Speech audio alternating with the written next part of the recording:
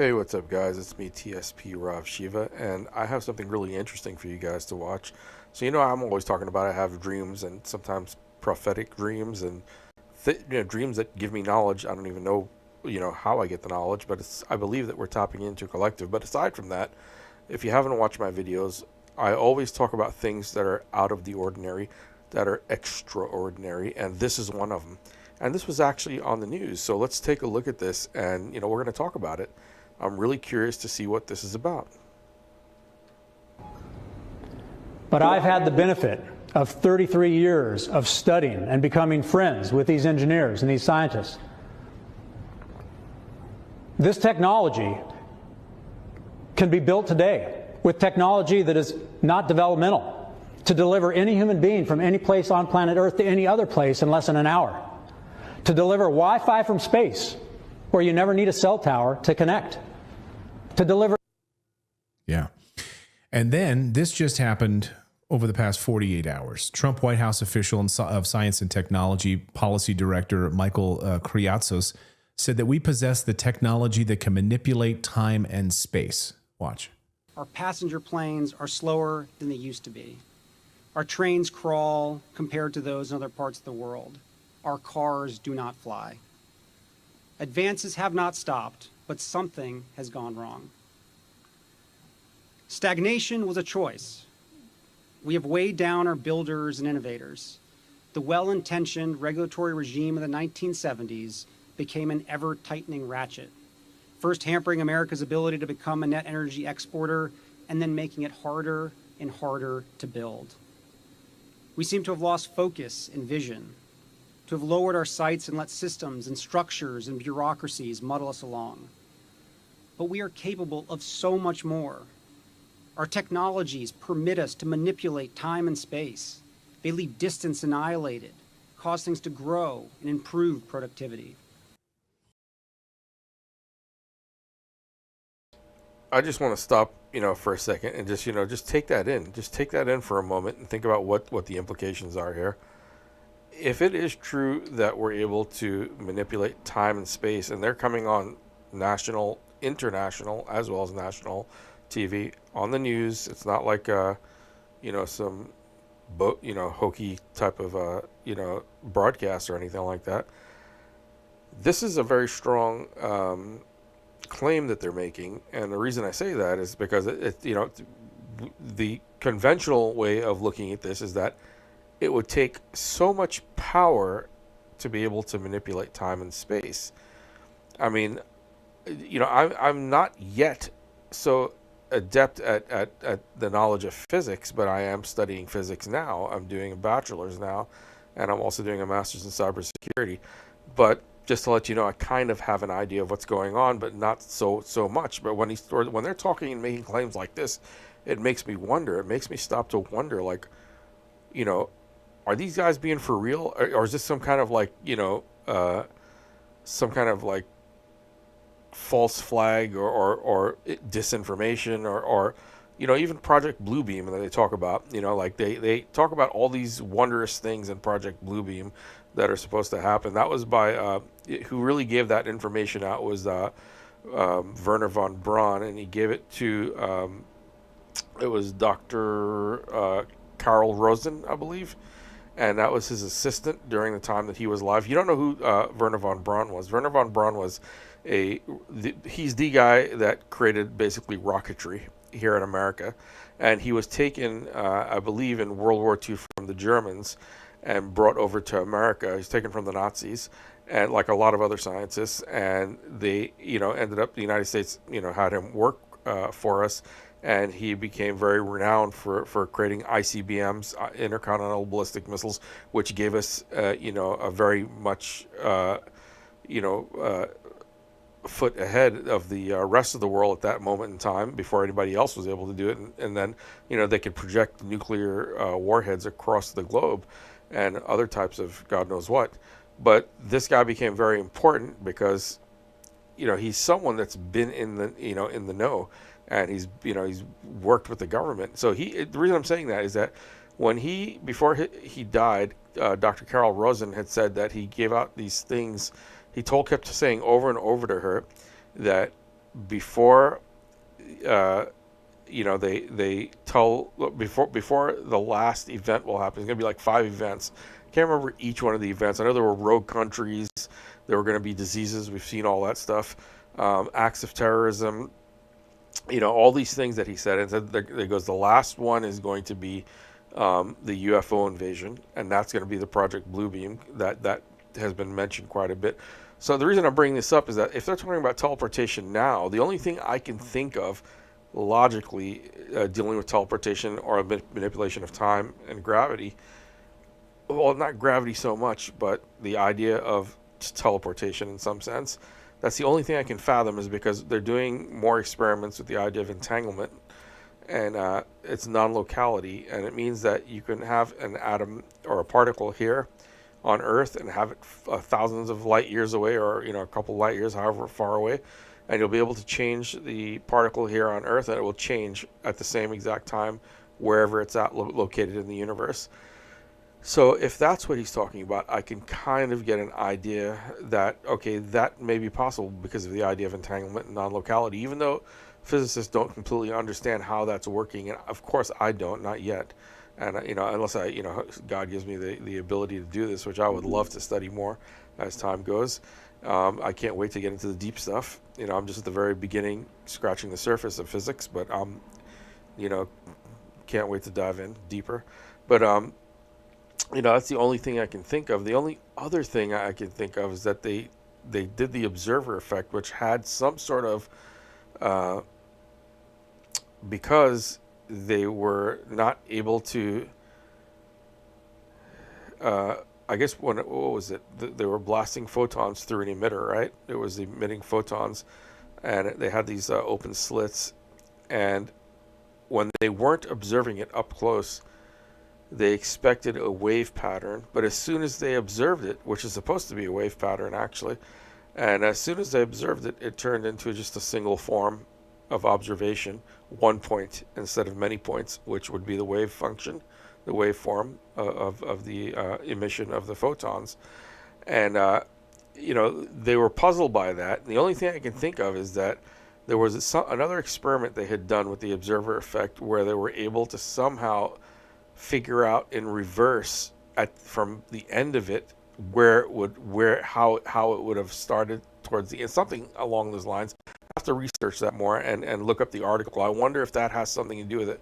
But let's see what they say here. I'm curious as well, because I like speculating before we look at anything, because that's a lot of fun, and I hope you guys like doing that too. Leave distance annihilated, cause things to grow and improve productivity. So he's basically, and I love what you tweeted the other day. You pointed out basically he's admitting that we allowed our technology to sort of purposefully stagnate, that we almost like slowed it down on purpose, yet we have the ability to manipulate time and space. So first of all, when you heard his comments, what did you think? Yeah, and the first thing I thought was, okay, let me see the context. And when you get the context, it's actually even crazier in the context. He's saying that we intentionally made a choice to hamstring our technology. And he's talking specifically about transportation technology. And then he says, we are capable of so much more. And when he says that we have the ability to manipulate time and space, he's talking about gravity manipulation. That's what manipulation of time and space literally is. And then after that, he kind of speaks to other things that also would speak to things like what plasma might do to make things grow, as well as just, other. Okay, the reason I stopped it here is that he said gravity manipulation. That's where I stopped it with myself too. I said, I'm not sure if he's talking about gravity, because that's what I thought I heard as well. And the reason because if I'm not mistaken, Einstein was really messing around with the idea of gravity, trying to create a unified field theory of everything, and the only one of the only things I believe was gravity couldn't fit into the equation to unify everything, and string theory is the one that now kind of gives some, I guess, theoretically may be able to fit it into the picture, into the equation. I'm not exactly sure what the specifics are, but I know that was what I've read before, and I've also seen some videos. But wow, this is going deep, because I believe that if they really if the United States, and most likely other governments too, I wouldn't believe it's just only the United States, if they're able to manipulate time and space, or specifically gravity, as he said. Now, gravity is something that when we see, I'm going to bring this into the picture, UAPs, UFOs, right? Unidentified flying objects, unknown aerial phenomena, whatever you want to call it. When we see these spacecraft and the way they move, they look like they manipulate, time and space, like they can manipulate gravity itself. And I believe that if we or anyone has that technology, most likely it was back engineered, reverse engineered, and somehow they must have done something like the Philadelphia experiment. God knows exactly how that actually went down and what that was actually about. But I'm curious. I'm really curious. I hope that they give us some more information here. I'm really curious, but I just like to speculate, guys. That's all I'm doing. Other applications for the same technology, potentially as well, like AI. He speaks to making things more productive, which in today's day and age would mean AI.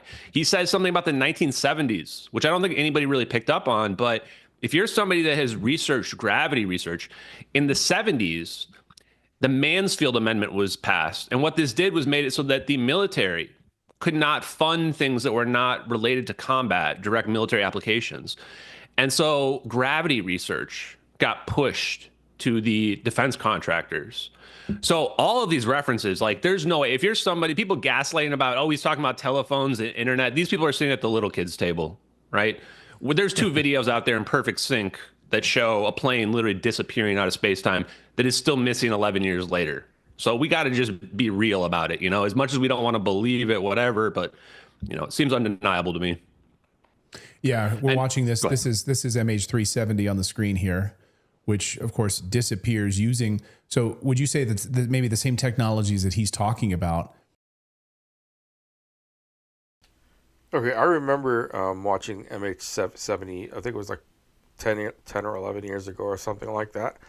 And I remember seeing what that mystery. It became this unbelievable mystery, almost like Amelia Earhart's plane disappearing. And this brings back also the idea of the Bermuda Triangle as well. Planes disappearing and ships disappearing in that area. There was always speculation about there was a vortex there or something there that, basically a portal of some sort. Or there could have been UFOs that have just abducted these planes, just took them up and, in these ships and scooped them up and taken them away. They were large enough to do that. If you ever watch Star Trek Enterprise or any of the Star Treks, they somehow, some of these large, motherships or whatever you want to call them, and even battle cruisers, whatever you want to call them, are able to do these things, pick up large amounts of or large vessels and get them into a tractor beam and pull them into the docking bay. The docking bay is extremely large, so imagine if you can pull an actual ship that can fit like 1,000 people or whatever the case is into a mothership, a spaceship, how big that spaceship actually is. And that would make sense. If we're only judging things by the size that we see here on Earth. But if you look at the universe, they have planets that are just so large, it's almost incomprehensible to think how large the life would be on that planet itself. We kind of judge by, or not judge, but discern by what we know of ourselves. And that makes it hard for us to even believe or comprehend that there could be something different or that would completely go beyond what we know and what we're used to. But let's look further into this. I'm pretty curious. This has got me really, really curious. Is what allowed the United States government to disappear MH370? Yeah, definitely. And what we're talking about here is technology that you can find a lot of videos of engineers talking about this. That 0-point energy technology is an echelon above anything that we have conventionally right now. So even nukes are completely obsolete in face of this level of technology. And you'll hear people talking about this all over the place. So you can imagine a lot of scenarios where with this type of technology, the United States government is uncontested in the world. And this explains why nobody has really actually tried to challenge us on the global stage for, almost an entire century at this point. And some people say, well, if these are out there, could other countries have figured it out? Yes, I think there's a shadow arms race. And I think this overlaps with the UFO community where they say that, this might be UFO tech or whatever, and then Russia and China are working on this. This is what scares me the most about this is that, if two warring factions get this level of technology, the science on display here that I want to go through with you today, it has the capability of producing not just a wormhole, but actually a black hole, like annihilation of the entire planet, maybe even the entire solar system. It's just a matter of scale. And what you realize from these videos and the science related to them is that physics, the universe is scale invariant. Stuff that you can do on the small level, small scale, you can also do on the large scale. Those orbs that you see there, they are mimicking atoms. It looks like an atom. It's a positively charged plasma center with electrons that you can see as green as a shell around it. You can even see the shell of the electrons move fluidly when they start to spin around the plane because of the magnetic field they're producing around the plane. It's just wild when you look at it and you can see all of that detail from that. So what I was hoping today is and I've seen you talk to Tucker Carlson, some people that are really prominent and connected. And I want to help because you're saying all the right stuff to get all the lingo and arm you with all the tools that you need to help explain to the general masses and to these people who are connected, like what's really going on here from the scientific perspective. And So before he went too far on, I just wanted to say that when I saw the plane with the UFOs around it just now, or UAPs, it reminded me a lot of what they spoke about in ancient India, the Vimanas, and the aerial battles that they would have with Vimanas, which were the UAPs or UFOs at that time. And if you see some of the ancient pictures they have in India, it's very reminiscent of what you just saw there. There would be ships flying and other ships surrounding it, and there would be like lasers coming out of some of the other ships, and there would be this massive war in space also on the planet itself. And I'm not thinking of being excited about the fact of having a war. I'm more excited of the fact that, wow, maybe it is true, which I believe, that there are more advanced, intelligent beings, species that are out there. And the reason that's exciting is it means we're not alone, and that it makes sense if you look at it chronologically in the order of time and space from the origin. If there is an origin, they say that the Big Bang is where everything started from. They can pinpoint a beginning of the universe, which I can't even be able to comprehend how they can do that in an accurate way. But they say they can pinpoint the beginning of the universe where everything started originating from and moving outward. You have to think, to be able to do that, technology is really great. It's really superb to be able to have that technology to be able to do that. Just the idea and the thought that we're at the outskirts of the universe, and that from the origin coming forward, that means that whatever species developed back then, maybe they could be a species that was 1 light year behind us. Do you know how much time that is ahead of us? I mean, just think about it. And the universe is supposedly around 14 point something billion years old.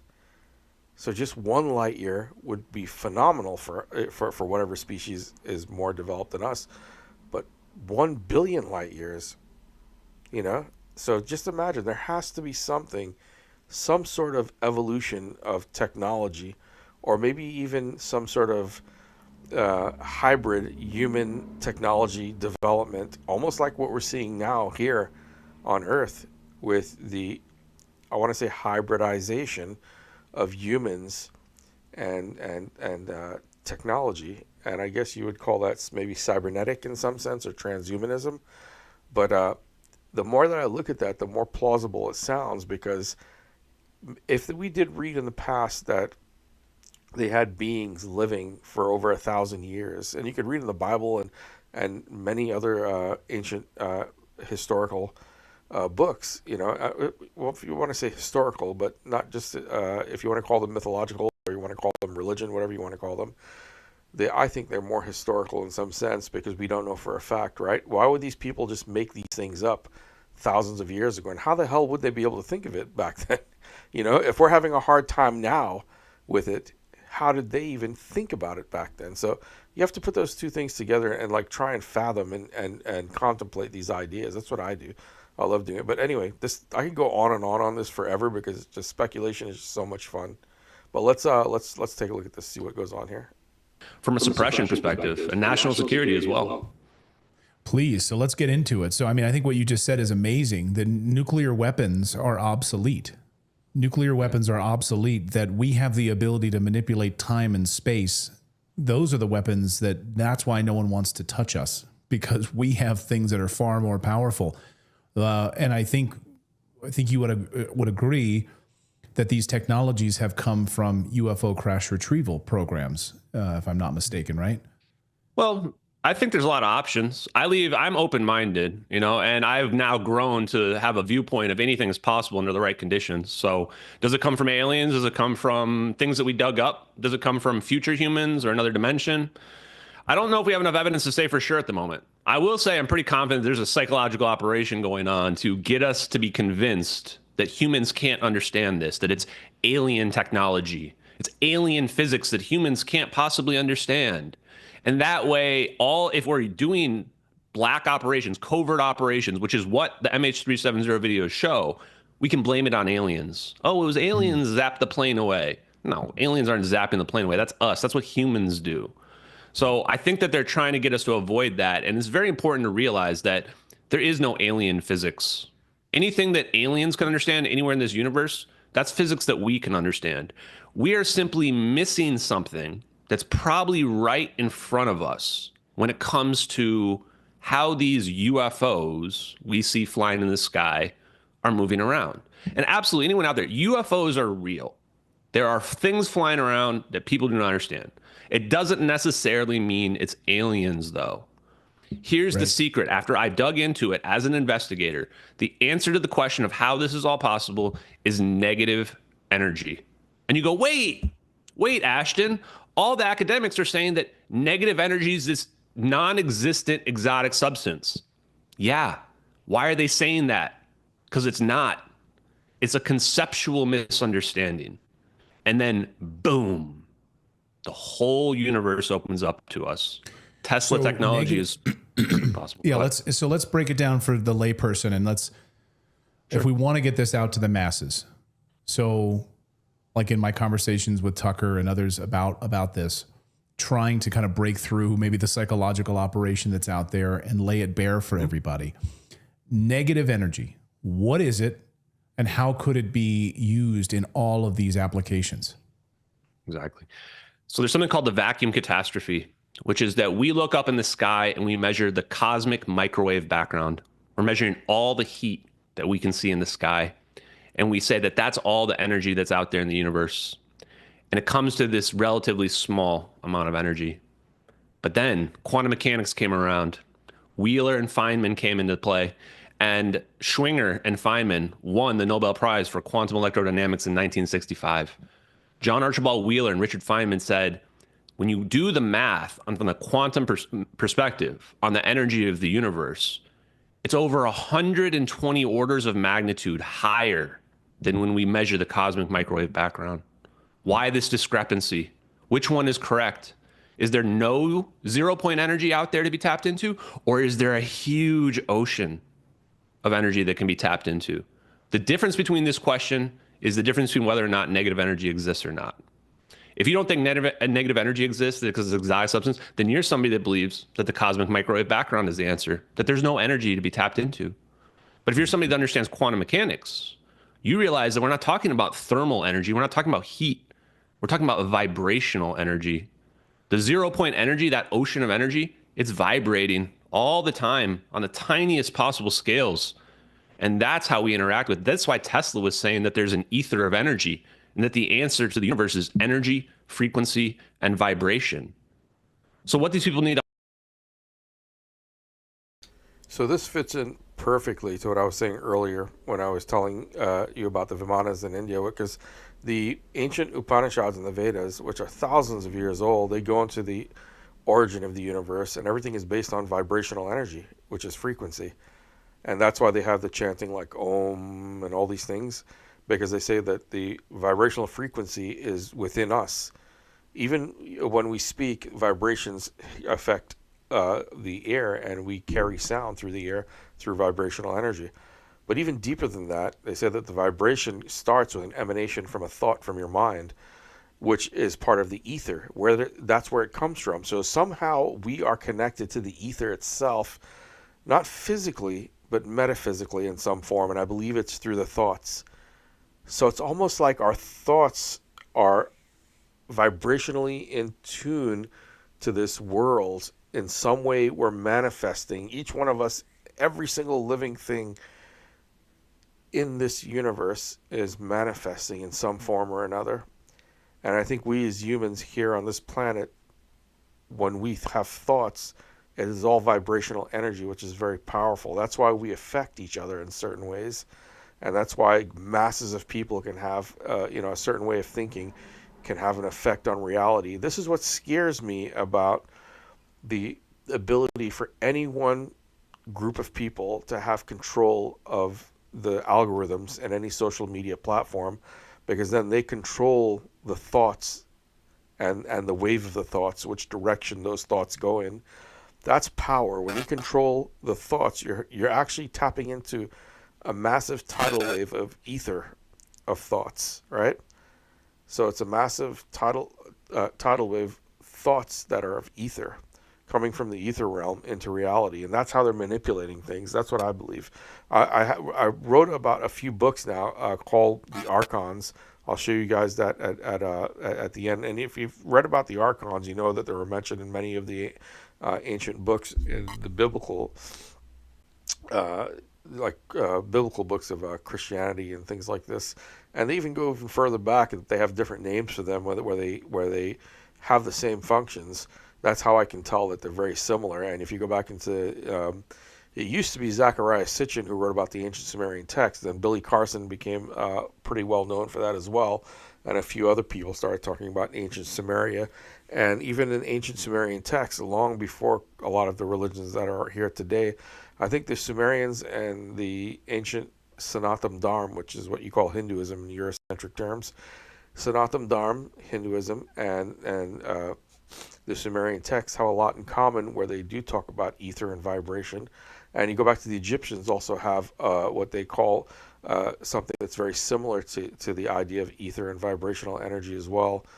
And it's really interesting. You have all these correlations of something that now in physics, this is why I'm studying physics, guys, is because of those correlations that are being made from thousands of years ago to today with the highest technologies that we can find. And as I made a promise to certain people that I would update you guys on where I'm at in my process of physics. Right now, I'm just only in the first semester of a bachelor's degree, but I'm also doing another master's degree in cybersecurity, which is killing me. It's tough. It's not as interesting as physics because it's very monotonous work and memorization and rules and regulations and, protocols and that type of thing. But I like more of expanding my mind and stretching it into theoretical areas.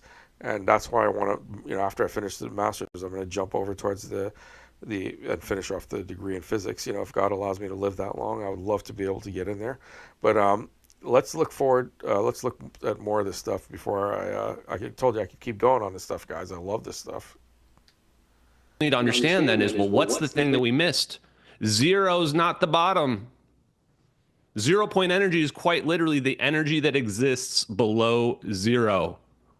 The energy below the ground state. So zero is not the bottom. That's not zero. It's just the ground state. It's just the equilibrium state. That's us on top of the ocean. We're on top of the ocean floating around. So what's negative energy? Oh, if we tap into that 0 point energy, we pull it out. And what are those orbs doing in that video? This is why it's proof. This is why the zap in the video is absolute proof. The orbs are inducing a negative energy state through a low energy phase transition. The ground state of, imagine just a hydrogen atom. The ground state of the hydrogen atom is shrinking a little bit because they're shrinking the space. Like you look at my screen right here. Let me see if I can make this work. They're shrinking the size of the space itself. And when you do this, everything comes together. Everything gets squished together. So here's the fun part. I like to speculate because now that he's talked about that and how the hydrogen atoms may be able to shrink the space, right? And he's talking about the negative energy effects as well. It almost reminds me, very reminiscent of how, in some similar ways, how Einstein described how gravity works. It's almost like the larger the mass of the object is, it's kind of like a bowling ball on a trampoline. So the larger it is, the further down it goes, and it creates a curvature in space and time. So I'm wondering, before he says anything, I'm wondering if that's what he's alluding to. And it's really cool to be able to speculate like this, to try and figure that out, because he's talking about something completely brand new, and that's the only thing I could think of that what comes to. Somehow it's bending space and time in some way or another, or affecting space and time through some force or another. Let's check it out. And when you do this, it changes the permittivity of the vacuum of that region of space-time, allows for negative energy to be possible because the ground state goes down for every atom that's there. And when that occurs, there's a release of energy. That release of energy is an ultraviolet light.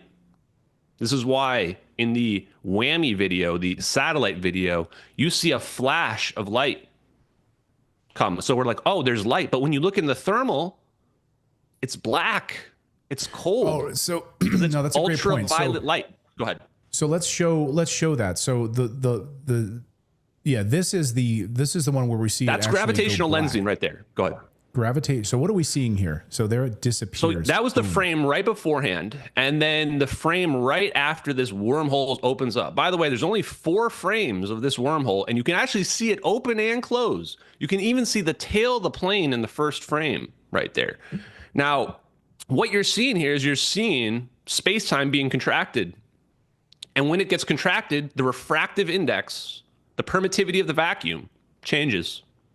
And when that happens, what you see is this effect where the ground state of your atom, of your hydrogen atom, your orbs, goes down. And what this does is it's like a trampoline, like jumping on a little trampoline. It pulls a little bit of energy out. And it doesn't even have to be that much energy. This is why I love physics, guys. If you're excited as I am, like what I just actually said, almost basically the same thing. I don't know if you guys were watching and you were paying attention, but rewind it and listen to what I said. I've never seen this before. I'm watching it for the first time with you guys, I swear to God. But this is why I want to study physics, because I don't understand everything. I love the concepts, and I can kind of take myself into those concepts and kind of understand certain concepts. I don't comprehend everything. There's no way I could write an equation about this, but I can understand the concepts and the theories. I understand like where he was going. I knew that it was something to do with what I explained about the trampoline. I put a bowling ball on top of it, but I understand. This is what drives me crazy. This is why I can't wait to get into this shit deeper. I'm sorry, guys, I'm cussing, but this is why I love this stuff. I wish to God that I was younger doing this, but I'm doing this at the age of 55 years old, and but I'm so loving it. This is what's keeping me alive, is the whole idea of discovery, the idea of being able to explore the universe in this way, to where you can kind of like break it apart and kind of like reverse engineer everything in the universe in some way and try to understand it. And then it helps you, enlightens you in some way. To me, this is a form of enlightenment, is knowledge, But I'm excited because it was just cool to be able to kind of grasp an idea. I'm not saying I fully comprehend or understand, but to be able to follow what he's saying. Anyway, let's go ahead and look forward. Because those balls of plasma are 20 feet wide of condensed charge. They're extremely powerful magnets. So when you jam them together, the closer they get, that force goes up and it amplifies to a degree where then, boom, space-time itself breaks down. Space-time itself breaks down. And magnetic reconnection occurs when the orbs get too close, because these magnetic fields, these orbs, is so powerful.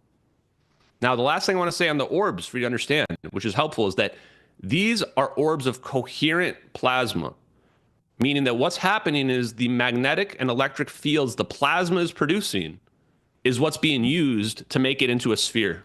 You would say, wait, what? It's actually itself is making the fields that keep it trapped? Yes. So what they figured out is they move the plasma around the right way. The fields will cause the plasma to become an orb that stays coherent in the sky that can float around. And that's called magnetohydrodynamics, MHD. You'll see the acronym all over the place. They're using controlled, powerful magnetic fields to move the plasma around, keep the charge separated, the positive and the negative, so that it acts like a lightning bolt. And then somebody at some point figured out, oh, let's just jam a few of these together, and then boom, we can make things disappear. The last point I want to make is, well, you're saying it's teleportation. They could probably annihilate something as well.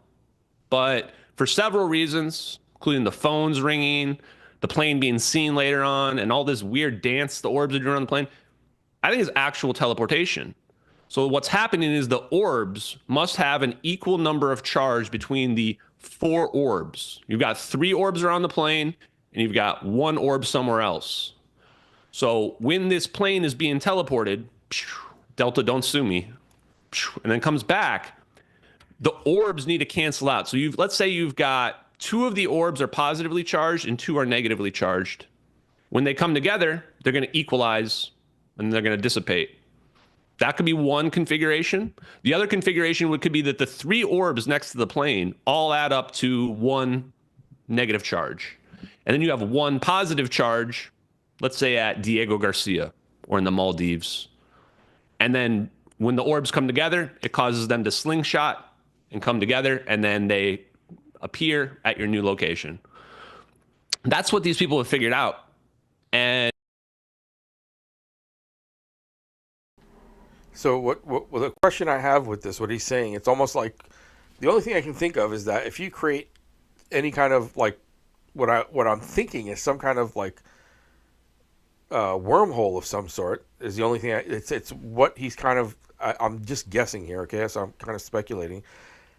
If he creates a wormhole, first of all, how does it keep the gravitational field around the plane not to be affected by what's happening around it in the wormhole? Because if you watch Star Trek, they always have some kind of force field around them that protects them when they hit light speed. They go into warp speed. They once they get into warp, their shields play a very important role in this.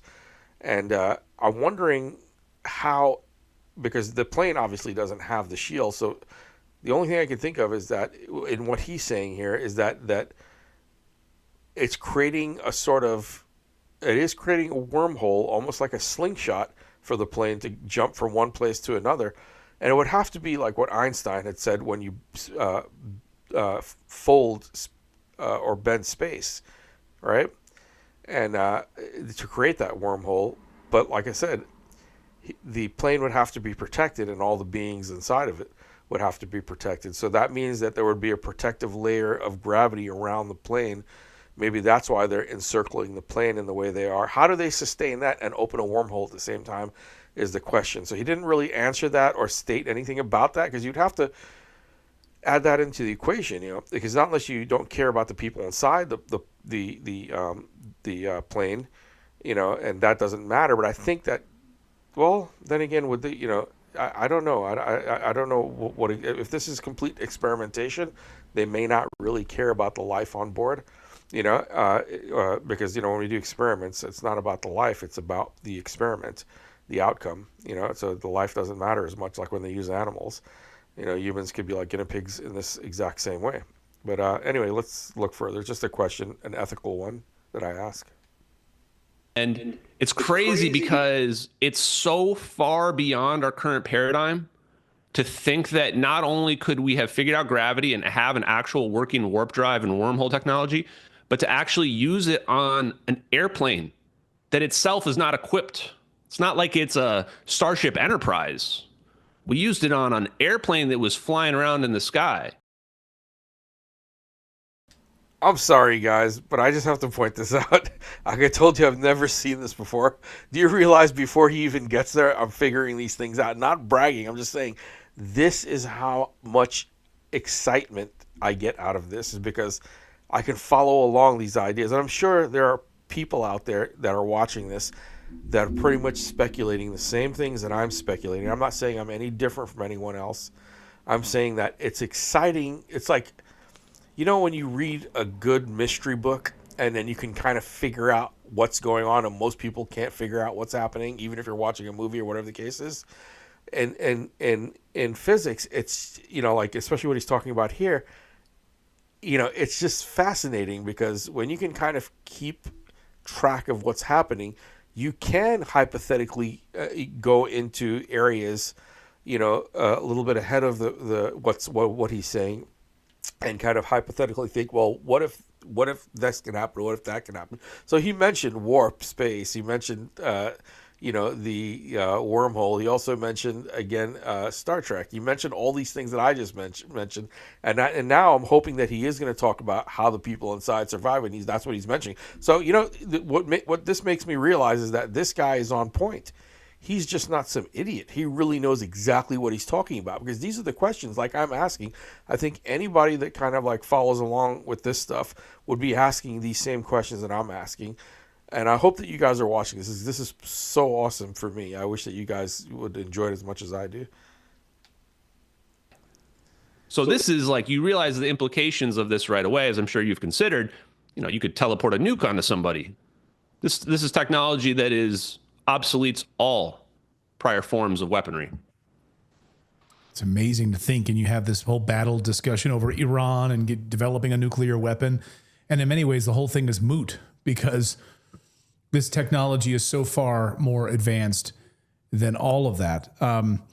I want you to stick around, Ashton, if you can. And we want to move we're going to do this whole Rumble Premium thing. And I want to kind of open it up for a lot of people to ask questions here if we can. But before we get there, and by the way, if you're watching us on YouTube, come on over to Rumble. We've got 30,000 of you watching us live on Rumble right now.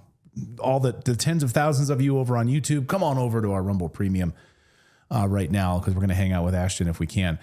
When we talk about time travel, and we talk about when you're moving into this wormhole, are we actually jumping through time, or the way that we think of time, I guess? Yeah, I thought you might ask me that. It's funny, because I spent last night trying to figure that out. And now I think I have a good answer, is that the wormhole itself, if you're traveling through it, there's no time that's passing, no matter where the opening and the closing is. And if you follow the principle of least action, this would mean that there's never going to be any passage of time while you're traveling through the wormhole. And if you then put one more restriction and say that the mouth of the wormhole cannot move, it can only be in one spot, as in it opens and closes and it's not there anymore. If you make those two restrictions, it's no longer possible to go back in time. Reverse causality is no longer possible, no matter how you look at it. You'll always, even if you go through a portal, go through a different portal, you'll never show up at a time before you started the process.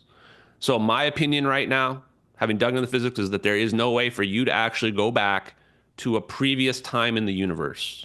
But you can actually travel in time. Time travel is 100% real. You can do two different things, which I think are extremely significant. You can travel to the future, number one. You can slow your rate of time so that everything else looks like it's speeding up around you to such a degree where you could go 100 years in the future.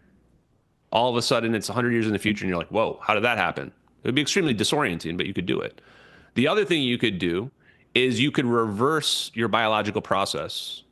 You could put a bubble around yourself and reverse the entropy of inside the bubble, which is you and your age, and you could reverse your age. And before you ask me, would you remember that? I actually asked Navy engineer Salvatore Pais this question. His opinion is you would still remember, because his belief is your consciousness is stored in the 0-point energy, not in your body is just a receiver, which I tend to agree, but obviously speculative. It's unbelievable. Time travel is real. And I know I've always wanted to talk to you more deeply about this, and we will. Ashton. Hey guys, thanks for watching. I hope that you really enjoyed the speculation that I like to do. I hope that you guys do the same thing. You kind of speculate. That's why I stop it, to give people a moment just like myself and try to figure it out. But it's really nice when you do that and you kind of realize that you're on the same trajectory and path that the physicist is on here, or these people that are talking as well. Even this guy is from Redacted. Let me show you his channel. It's a really good channel. I really like this one a lot. It's called Redacted. I'm subscribed to him as well, and I love the work that him and there's a woman that's on there with him. They come up with some of the greatest videos as well. And then News Nation, I'll be doing some videos watching News Nation as well. But this last part that he was talking about was really interesting to me, where he was talking about the, creating a bubble around the a field around yourself while you're going through the wormhole. And sustaining the wormhole, that's the other thing that he didn't mention, but he was saying that you'd be able to sustain the wormhole to travel 100 years into the future. But he did say that it would be, from what I understood, it would be only linear travel, meaning that it would go from point A to point B and not from point B to point A. It wouldn't go in reverse and backwards. So that was kind of interesting, because when you think of time travel, you think of going back in time, right? Like Back to the Future and things like that. And but the most interesting part about this for me as well, what he just said, was that would the consciousness be affected? Would you remember? And he said that it's a 0 point energy, which I guess that means that there's no mass, right? That's what I'm thinking, because consciousness, you can't really calculate what consciousness is in any form whatsoever. So I'm thinking 0 point energy would be zero mass. I have to research that and check that, but that's what I got of it. That's why it was kind of fascinating to me. It would make sense that you have something that doesn't carry any mass, it won't be affected in any way, or theoretically or hypothetically as well. But anyway, guys, I am TSPRavshiva. I am the spiritual philanthropist, and I will be updating you on my endeavors in school as I learn more. And I'll be doing more speculations, guys. I hope you jump on board and you jump in, give me some great comments and some ideas, and let's talk about it. All right, guys, have a great night, and I'll see you in the next video.